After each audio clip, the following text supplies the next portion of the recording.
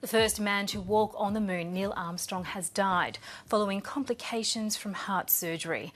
Armstrong commanded the Apollo 11 spacecraft that landed on the moon in 1969, where he radioed back to Earth the historic news of one giant leap for mankind. He and fellow astronaut Buzz Aldrin then spent nearly 3 hours walking on the moon's surface. His family has released a statement saying he was a loving husband, father and grandfather. They also said he was a reluctant American hero who always believed he was just doing his job. Armstrong was 82. And for more, Lisa Millar joins us. And Lisa, Neil Armstrong, obviously one of America's most revered heroes, but perhaps also one of their most reluctant heroes.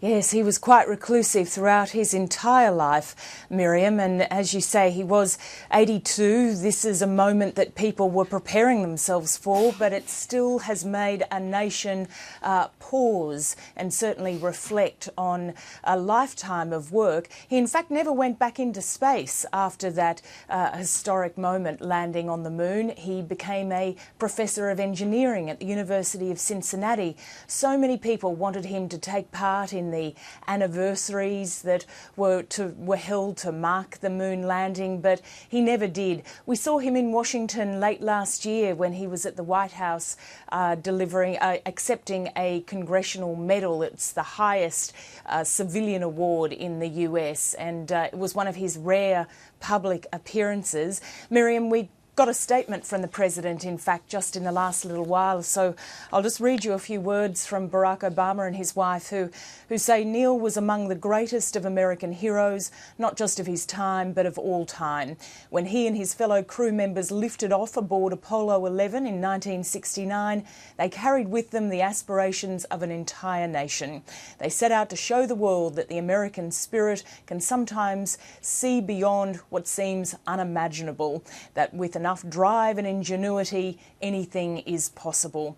They're just part of the tributes that are flooding in. NASA put out a statement saying that while forever there are history books, Neil Armstrong's name will appear in them for what he contributed not only to the space knowledge that America and the rest of the world gained from his actions, but also the way he carried himself in the years after that amazing event. Watched by 500 million people at the time. There were people who went out and bought television sets just so they could watch his first steps on the moon, Miriam. Lisa, you mentioned there that Americans had, in fact, been preparing themselves for this day, and Neil Armstrong had, in fact, been quite unwell recently, hadn't he?